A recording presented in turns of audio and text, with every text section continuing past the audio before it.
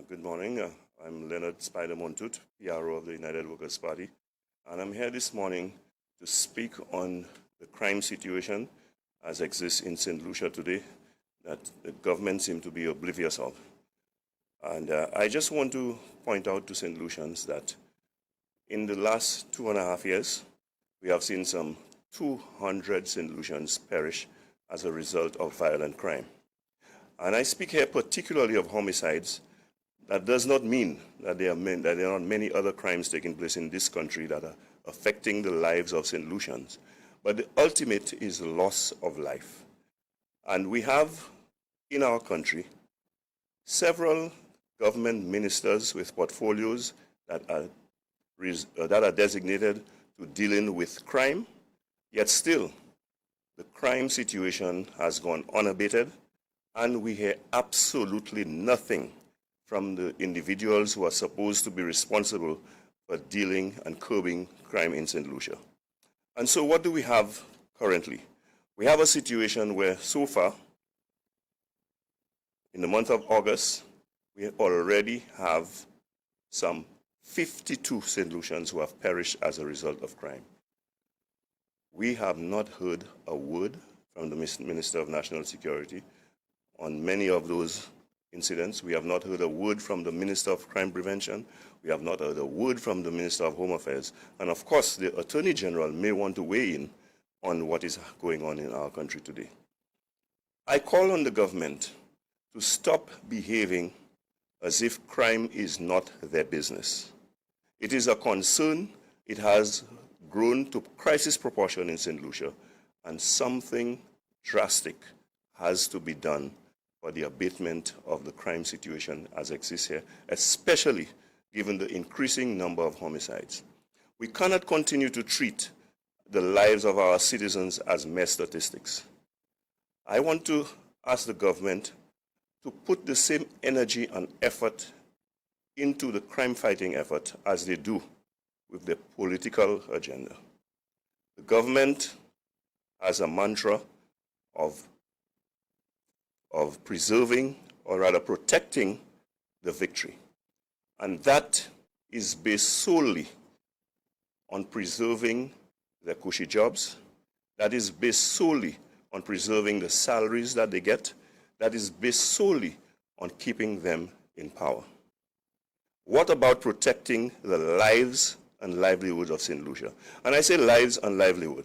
That's a term that you heard during COVID. Because COVID was a crisis, a pandemic that affected St. Lucians and didn't only take away the lives of St. Lucians, but also threatened the livelihoods of St. Lucian. The crime situation is doing exactly the same. Our main industry in St. Lucia is tourism. And if we are to keep our economy buoyant and booming, we have to preserve the tourist industry. It has been defined as a fickle industry, and we know how easily we can get one of the countries from which our tourists come, like the United States of America, the UK, and even France, to issue advisories to tell their citizens not to come to St. Lucia because St. Lucia is dangerous. Is that what we are waiting for? We have to treat crime as seriously as we treated COVID, because it threatens our lives and it threatens our livelihood. And so, I call on the government to give due recognition to the fact that we are in crisis as far as crime is concerned in this country. I want to invoke the name Kentrell Joseph, because the reason why I'm doing so, it is because many say that we should let the criminals kill the criminals, and it appears to me that seemed to be the thinking of the government as well. But there's danger in that kind of thinking, because when this happens, the situation in terms of law and order goes out of control, and it spills over beyond the gang members and into the wider society. And so, I mentioned the name Kentrell Joseph, a 2-year-old of Beaufort who lost his life last year. Was he a gang member? Yes, it may have been perpetrated by members of gangs, but that demonstrates that the crime situation has spilled over into the wider community where none of us are safe anymore. I also want to invoke the name Eric Melchizedek Tixi, a young man, okay, in his early adolescence, 13 years old of Deriso, who was gunned down in his parents' home. The door of their home was kicked down, and he was shot right inside of his home, which is supposed to be his sanctuary, which is supposed to be his place of refuge, in the presence of his parents and siblings. Was he a gang member? We heard only days ago that an ex-police officer, a trained person, was stripped of his firearm and shot. Was he a gang member? And if a trained police officer is not safe on the streets of St. Lucia, are we? So, my question is the government waiting for an official of the government or one high-ranking member of their party to be a victim for them to spring into action? It is the responsibility of the government to demonstrate to us that they are cognizant of the situation, and they are taking the situation seriously, and they are prepared to do something about it. When you are in a position of leadership, you ought to lead. When you have responsibility, you have to act responsibly.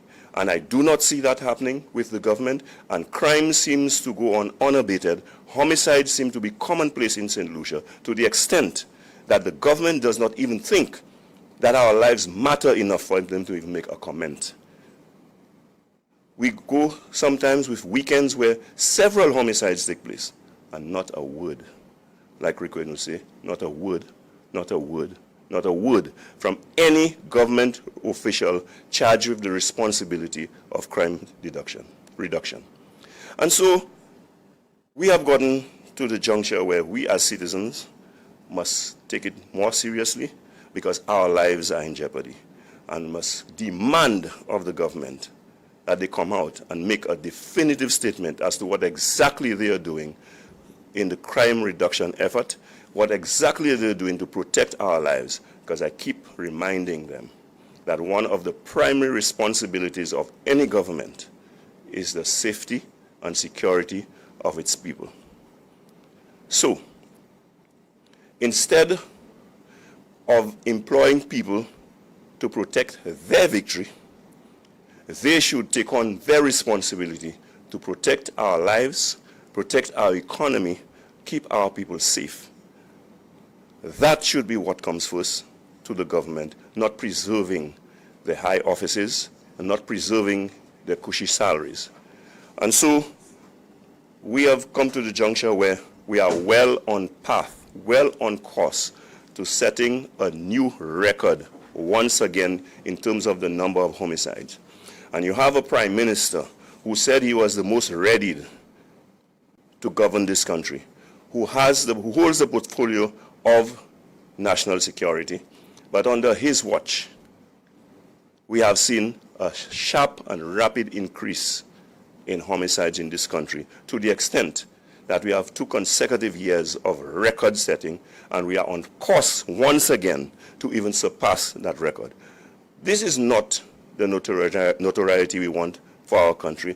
This is not where we want to set records. Our Prime Minister should ensure that he give us the comfort and assurance that we will not have another record-setting year in homicides once again. And so, St. Lucians, it is all our business, because we are all in danger. And if the government does not realize it, we ought to make them realize it.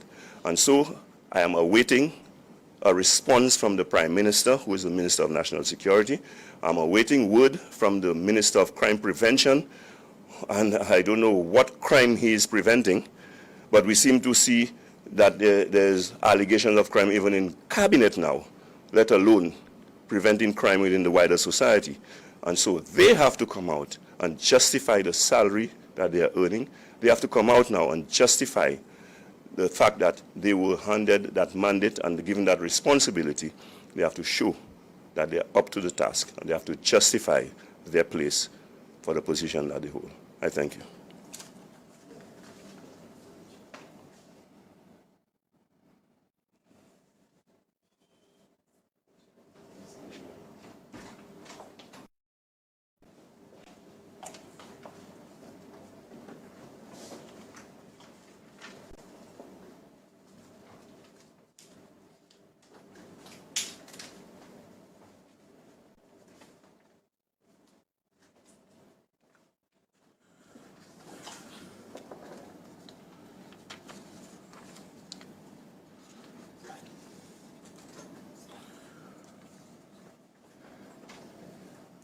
Good morning, everyone.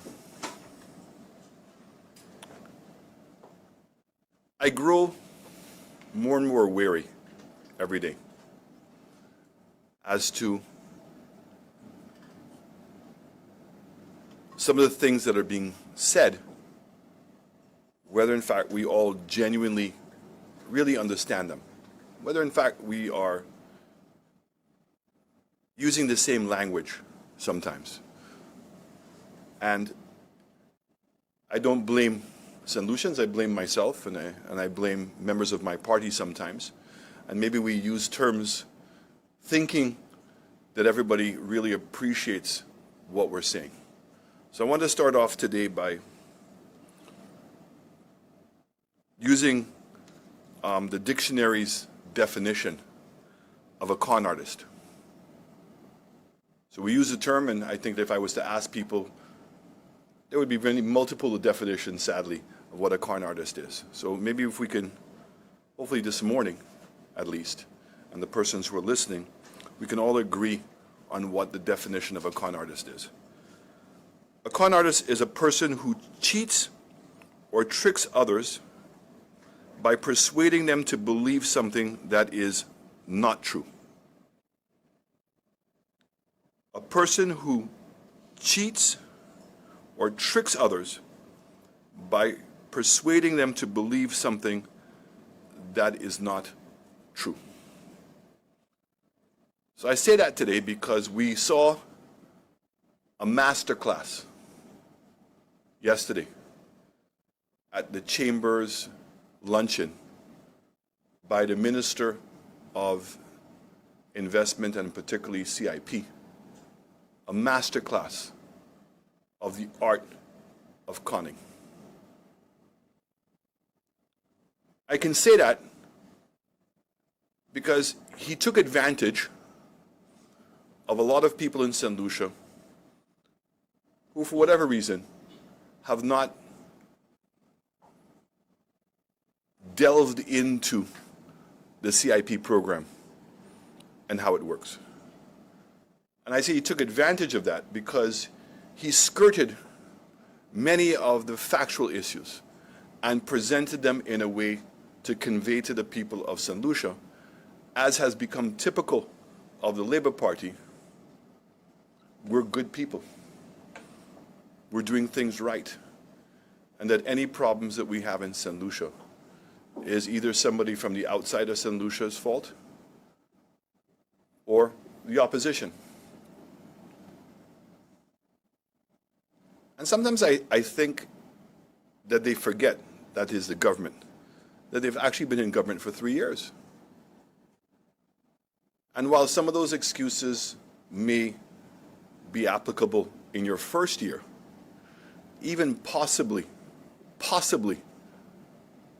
but unacceptably in your second year, those excuses are not applicable and don't qualify in your third year.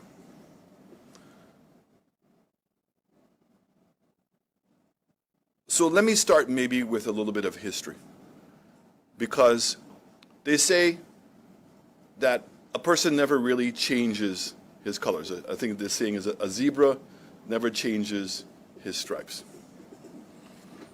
So there was a case in St. Lucia. So let me just say this, that one of the aspersions that was casted yesterday, and it's something that I see recently that the government is going to, their talking point.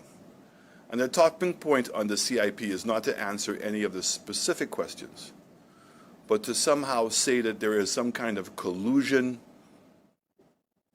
with the United Workers' Party, Alan Shastney in particular, and Mr. Martinez.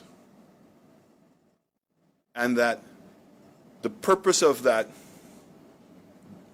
unification is to damage the reputation of St Lucia. More importantly, that the allegation is that me in particular, I want to cause irreparable damage to our correspondent banking, meaning to prevent St Lucians from financially interacting with the rest of the world, and that we are attempting to cause countries to take away the visa access for St. Lucians.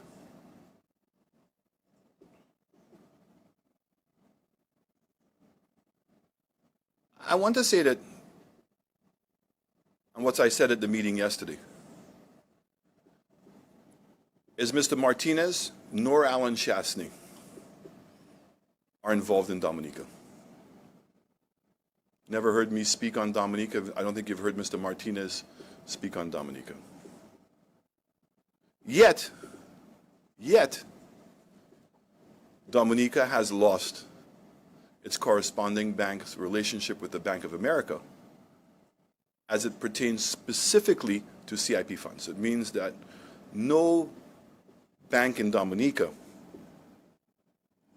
can receive CIP funds and bring them into Dominica, and vice versa. Any monies that are associated to the CIP program are prohibited from going through the banking system. Was it Alan Shastney and Mr. Martinez that made that happen? Or is it the actions of the government in Dominica that caused that to happen? The British government and Ireland have suspended visa-free access for Dominicans. Is it Alan Shastney and Mr. Martinez that caused that to happen? Or is it the actions of the government of Dominica that came after the audit of the British government to find out that the government of Dominica had lied about how many passports were issued and had lied about their due diligence process? And then the government of Dominica 2 weeks ago suddenly announced the revocation. The revocation means they took away 68 passports of people who had applied for citizenship under the allegation that the persons had not paid the right amount of money. Mr. Martinez has his own agenda. The opposition in St. Lucia, we have our own agenda. Our agenda is to protect the integrity of St. Lucians. And like we warned the government about the cost of living, like we've warned the government about what's taking place in healthcare, like we've warned the government what's taking place in the security system, and like we have warned the government what's taking place with CIP. It's not today that we've told them that they're going down a path that is going to jeopardize our corresponding bank relationship, meaning our ability to transact financial businesses outside of St. Lucia, and it's going to have an impact on our visa-free regime. We've said that the Europeans now have passed a law that has now given the Commission, the European Commission, the unilateral decision. What is a unilateral decision? The sole decision. They don't have to, the discretionary decision. They don't have to ask any permission. That any country that has a CIP program, and if the Commission believes that that country is doing things that could possibly jeopardize the security of their country, they can suspend the Schengen visa regime. We are repeatedly on record to say that the suspension of the Schengen visa has significant implications for the average St. Lucian, because it will also impact our access to Martinique. Not only to visit family and friends, not only to go to shopping, but more importantly, access to health care. That's not the United Workers' Party's doing. We don't control Parliament. We're only pointing out what the facts are and how those actions could potentially expose St. Lucia. In the case of Mr. Martinez, he has pointed out not only to St. Lucia, but to St. Kitts, that in his estimation, that Galaxy has duped the citizens of St. Kitts, and that he sees in the infrastructure program in St. Lucia the exact same thing. So he's on his own agenda. And his agenda is to say to us all that this is how they're duping you. And he's offered the government of St. Kitts and the government of St. Lucia to come to Washington, or for him to come down to St. Lucia, either way, for him to present the facts to show you how you're being duped. And very importantly, he's saying to all of us that he does not believe that St. Kitts citizens will be able to recover the money that Galaxy's taken. So he says the only way that you can recover money is by two processes. One is to do an audit and determine if those persons who were given citizenship paid the right amount of money. And if they did not pay the right amount of money, that the state, before issuing the passport, the citizenship, should require them to pay the difference, so that at least the state can recover that portion of the money. And if you've already issued the passport, is to say to the persons, if they don't pay the remaining amount of money, that you will suspend their passport. I don't see what's so egregious about what he's saying. The second thing he said is the money that Galaxy has already collected. In his estimation and in looking at the bank accounts that he's obtained, the transactions he's obtained from the US banks, that money is gone. And so to recover that money from Galaxy will be virtually impossible. So he feels that the only thing that the country and him, because he does not want to receive money, and he's made that clear, he does not want the taxpayers of St. Kitts to pay the money. He wants the persons who benefited unlawfully from the CIP program for them to pay. And so he said the only way that in his mind that he can, and he's asked us to join him, is in a class action suit against some of the banks that facilitated this unlawful act.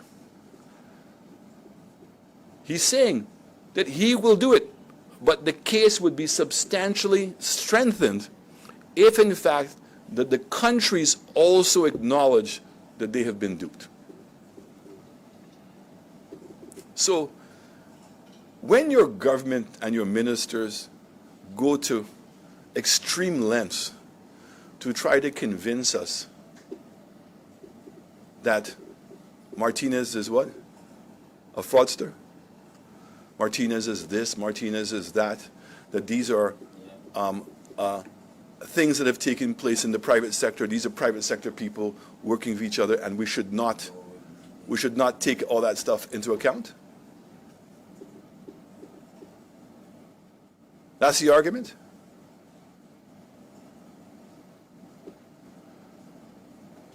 Now, I'm hoping that St. Lucians don't have a short memory. But just in case some do, I've dug up and unearthed an example of where déjà vu. Déjà vu means, here we go again. History is repeating itself. Okay, we've seen this before.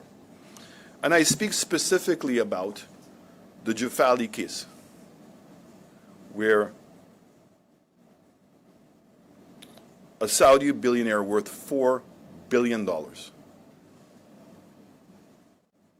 was given a diplomatic passport here in St Lucia to represent us at the IMO. And so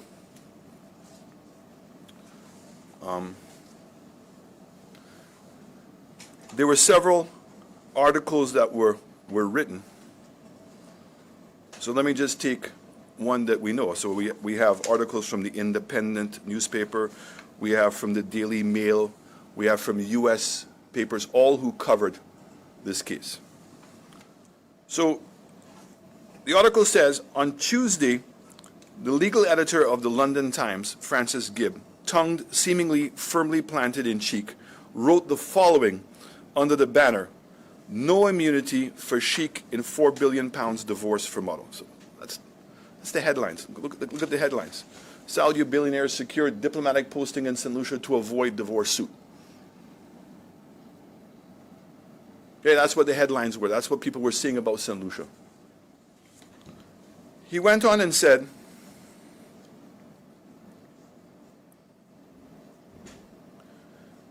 he may never have attended meetings of the International Maritime Organization as the island's representative, but the post was most certainly not acquired to secure diplomatic immunity. That's what his claim was. So the Telegraph chief of the foreign correspondent, Mr. David Blair, reported the case this way. Christina Estrade, the former Perlili calendar model, won a victory over the Saudi billionaire ex-husband in the court on Monday, allowing her to lay claim to the share of his property portfolio in Britain. A judge ruled that Walid Jafali, who divorced Ms. Estrada in 2014, had sought to defeat her action by asserting a spurious legal immunity based on his appointment as the Caribbean diplomat in London. The judge noted there was no evidence that Mr. Jafali had any knowledge or experience of maritime matters, seaborne trade, shipping, or indeed any of the specialized areas with which the IMO is concerned.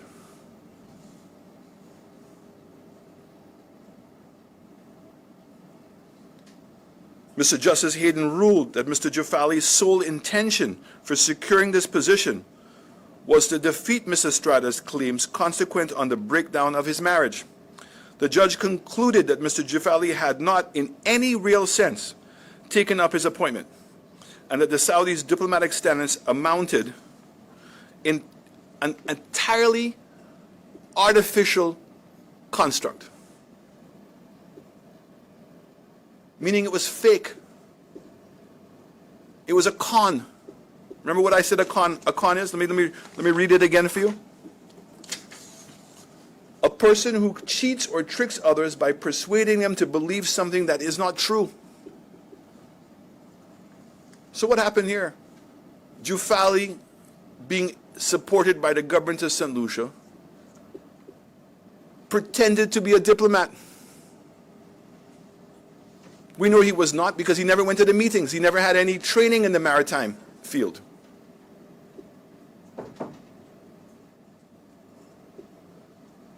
So they conned us.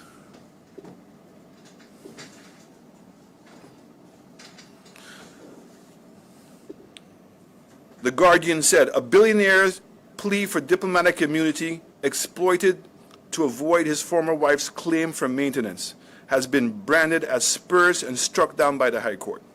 The businessman said he acquired diplomatic status when he was appointed a permanent representative of the International Maritime Organization. That her ex-husband's diplomatic position was merely a flag of convenience, and the tycoon had never attended a meeting of the IMO. Every article, every description, and I'll use the word of the judge, a sham.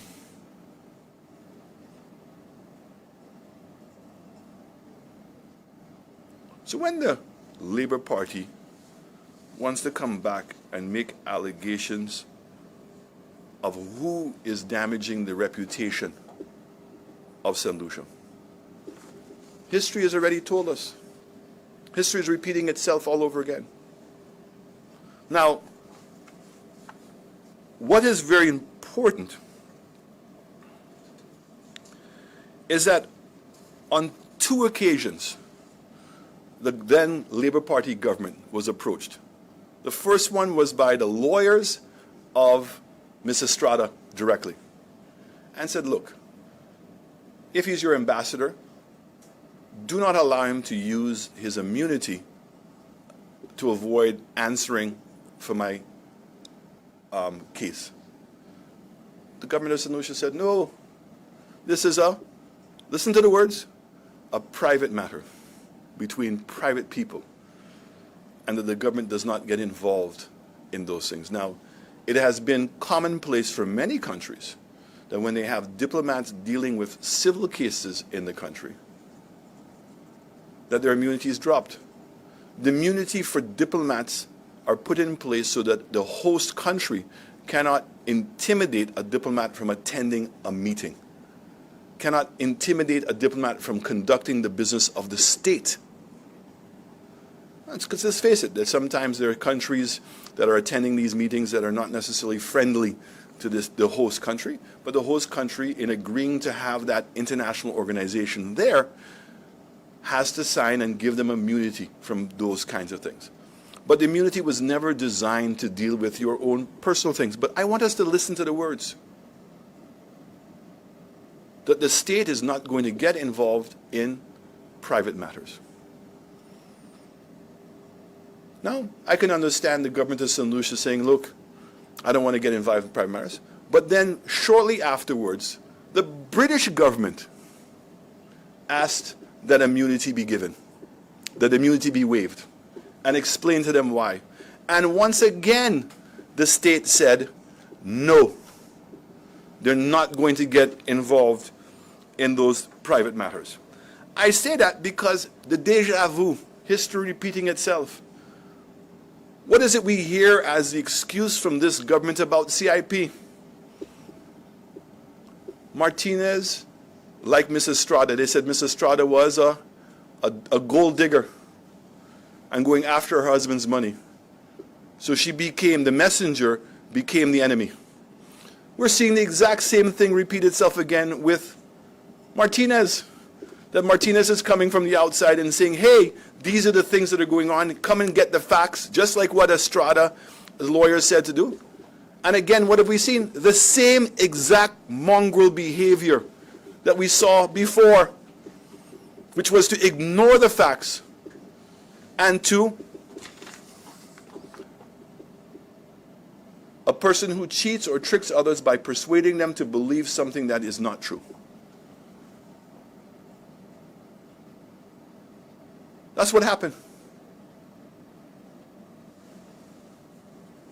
And so the judge found that Mr. Jufali did not qualify for immunity in this case and favored the lady. Now, I'm hoping that we, as St. Lucians, would have learned. And what is it we're supposed to have learned? That in the Jufali case, the facts were there before us. I remember specifically when Hilaire was on Timothy Pollion's show as the High Commissioner, and he was asked if in fact Jufali had a diplomatic passport. And he said, well, I'm not the one who gives the passports, so I wouldn't know that. And Tim said to him, but this has been ongoing. Obviously by now you would be able to know if he has a diplomatic passport. And he refused to answer the question. So yesterday, when I was at the chamber meeting, déjà vu, history all over again. That the fundamental question that the minister should have answered at the meeting yesterday, why has the chairman resigned or not resigned? What's the truth of CIP? Is it a fact that your CEO went to Washington, D.C.? Is it a fact that he told Mr. Martinez, that there was 6,000 files or 6,000 families that were given to Galaxy for the hotel. And was there 7,000 families approved for the infrastructure program? He was supposed to explain to everybody, why is it that even though it is in the act of the CIP Act that the unit is supposed to provide an annual report accompanied by audited report every year. And if you go online, you'll see that while we were in office, that every year it was done. All the reports and the audit reports are there. How is it for 3 years you have not been able to provide a report? How is it that the Economic Fund also requires an annual report and audited financials? That has never happened. The minister was supposed to answer the question. The $100 million US specifically for infrastructure, where's the money? Where's the money? Galaxy put out a press statement to say that they're collecting the money and they're also collecting the fees. It's not going into an escrow account. We expected him to confirm or deny and provide information to say and to make everybody comfortable. No answer. Instead, the minister played politics. The minister brought up range. The minister brought up an unbelievable example. You know, I think there's a video going around of a Rastaman giving his take on the CIP. And I think that he was reacting to when the same minister said that the money that goes into the real estate program doesn't belong to us. It's their money. And I think the Rastaman put it and said, wait a second. The citizenship belongs to us. So you're telling me that you entered into a deal in which you gave the citizenship to somebody and have allowed them to take the money, and you want to come and tell me that that's a good idea?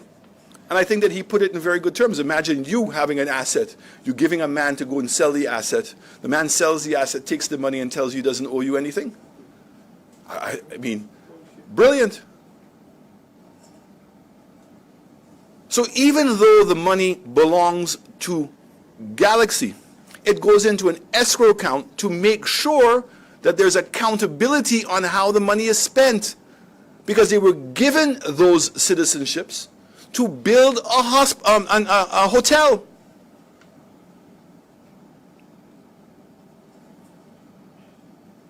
The minister offered no explanation. Why would you now go from 700 files to 6,000 files? So you're going to get them collect, instead of $200 million, you're now going to let them collect $1.2 billion. So when people say, where's the money, Mr. Minister? They're saying, if the hotel only cost $400 million and you're allowing them to sell $1.2 billion, where's the $800 million? It doesn't make sense to anybody as to why you would do that. He didn't answer that question. He didn't, in fact, answer any of the questions. He said, listen to this, that the CIP program is like you being in real estate. You have a house that's worth $1 million, okay? You sell the house. You got to give a commission of 10% or 20%. Let's say it's 20%. So that means that the commission is $200,000. If you want, what you can do is cut back on your commission, and instead of selling the house for $1 million, you can sell the house for $900,000. And that's the excuse, that's the story that he gave us to justify the discounting that's taking place. So continuously, in the examples that this government gives, they're always admitting that they know that there is discounting taking place.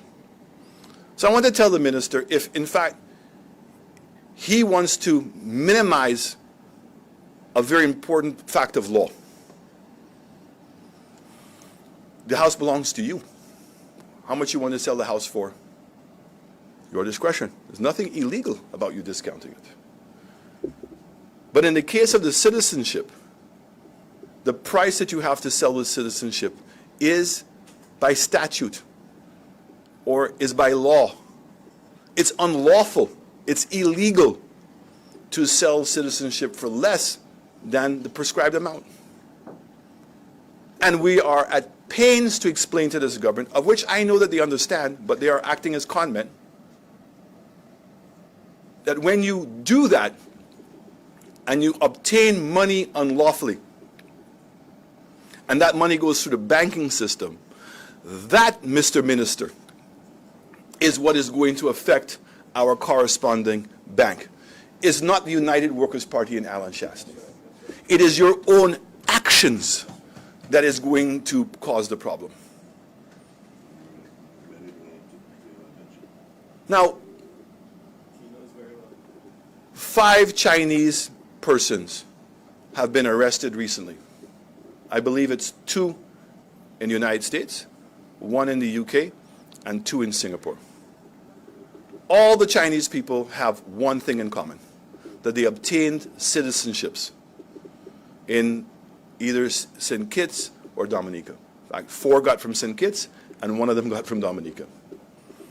They've been arrested and charged with money laundering, with human trafficking, and with crypto conspiracies. Now, anybody who knows the Western world knows that those are probably the most frightening acts that you can commit, because it speaks to those countries' national security. And all of them, 4 of them got their passports through St. Kitts, and specifically got them through the Galaxy program. These are alarm bells. These are warnings. You already saw that Dominica lost their visa-free access. So when you are approving citizenships in a mass way and want to convince us that the due diligence is being done properly, I'm sorry. It's not there. The minister brought up range as if my government did something wrong. I want to remind the minister and remind all of us, the range deal was signed 6 days before the elections in June of 2016. So Parliament had already been prorogued. I'm not even so sure Cabinet was meeting, and the deal was signed. And I can pick up the phone now and call Mohammed. Not to confirm that, but to say that I've always had a very frank and honest relationship with with Mohammed. And I said to him, I said, Mohammed, I don't trust you. Because if you signed this deal 6 days before, how can I trust you? I said, but it doesn't mean I will not do business with you. But I just want you to know that every time I do business with you, I'm taking it from the perspective that I don't trust you. So instead of allowing him to do the real estate deal the way it is, where the money goes into an escrow account, we said to him, sell the money into our donation program. Why? We can touch the money. And that the money then was going to be transferred to Invest St Lucia, and Invest St Lucia would have lent them the money. So you would have gotten the hotel, and you would have been able to recover your money.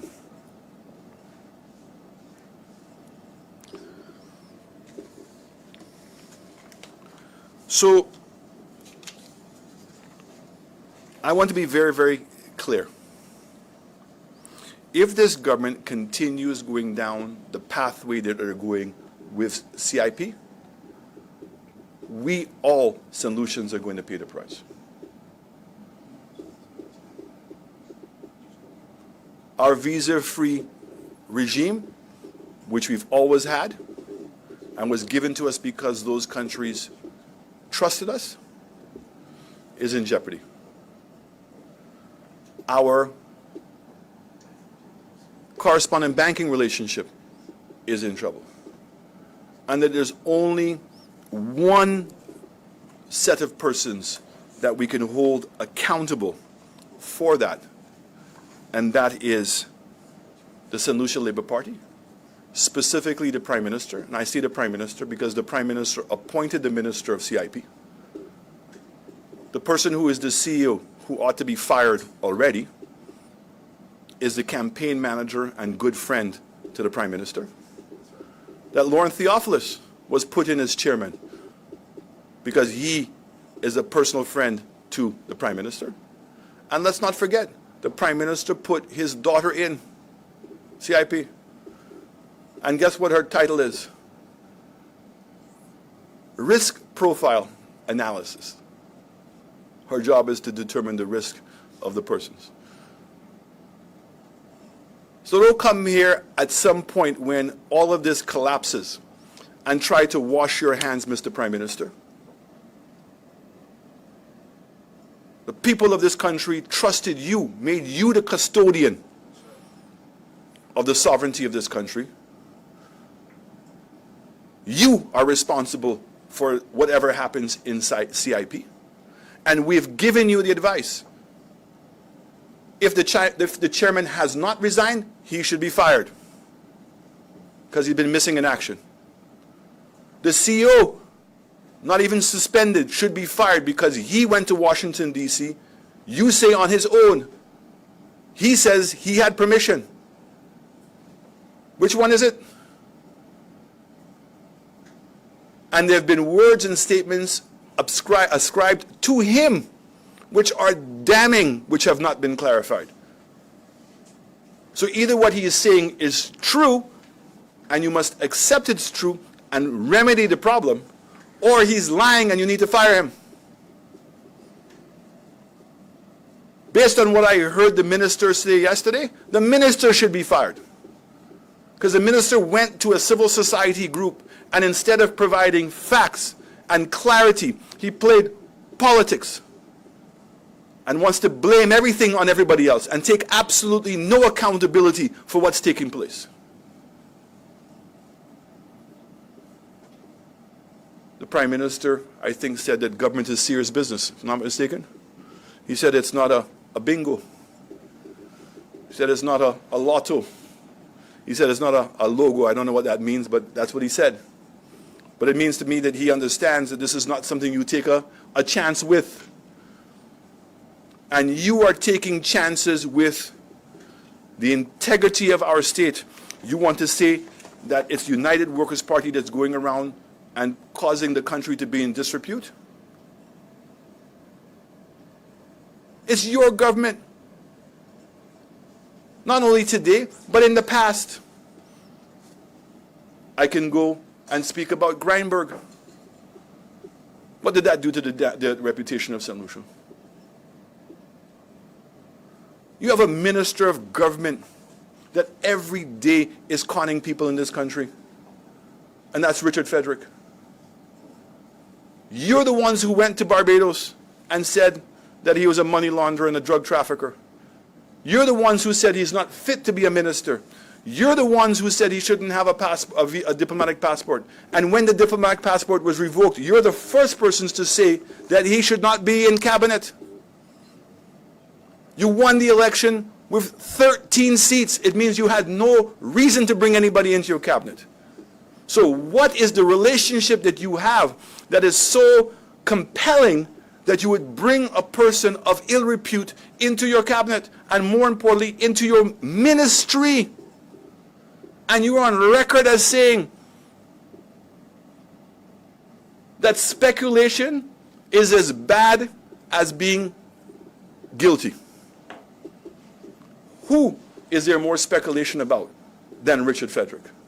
Who in this country? All of these matters tie together, that we have a government that is conning the people of this country. And remind you what conning means again. Let me say it again. A person or persons who cheat or trick others by persuading them to believe something that is not true. And that is happening to us in St. Lucia. And so there's one last matter I want to bring up, which relates to this, which is GPH, Global Ports Holding. I consider myself a relatively well-informed person. I consider myself intelligent, and I do not understand the details of the GPH deal.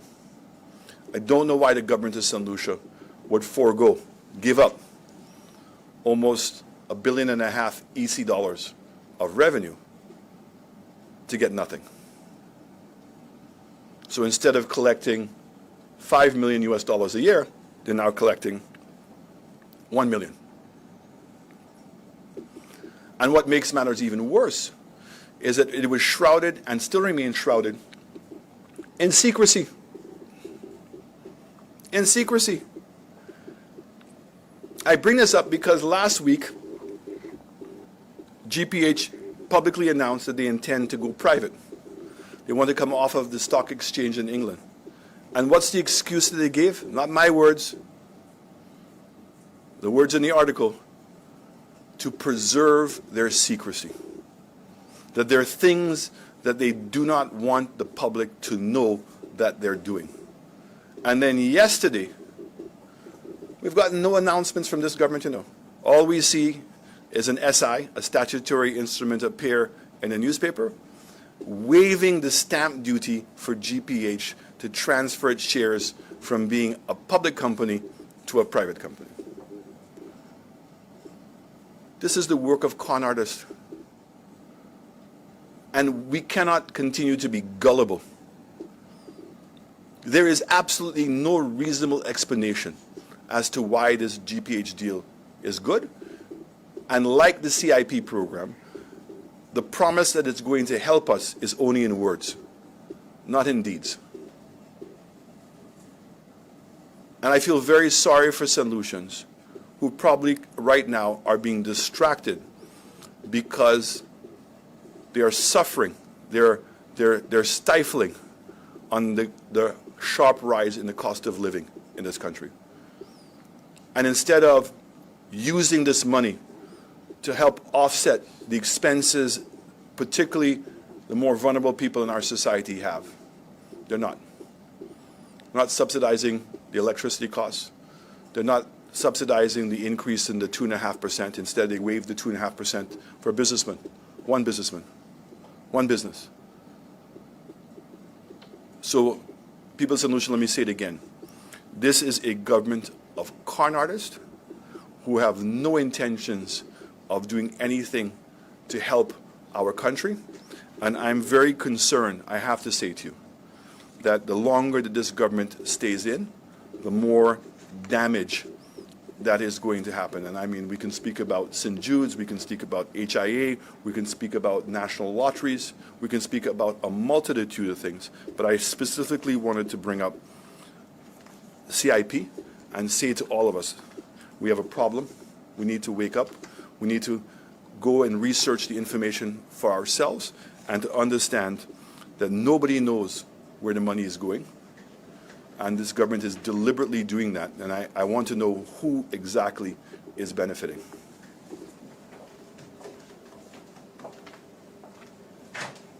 Thank you very much, Leader of the Opposition. And if you do have any questions pertaining to the subjects that were presented today, that is crime and the CIP, you may please do so now.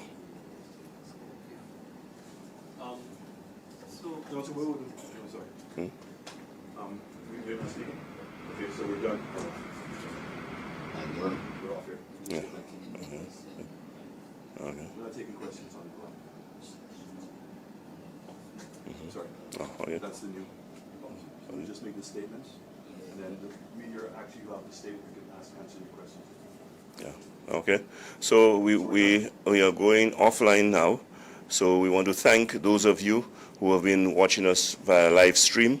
And we want to thank whether you're in St. Lucia or in the diaspora. And we ask you to join us again next week when we will have another presentation.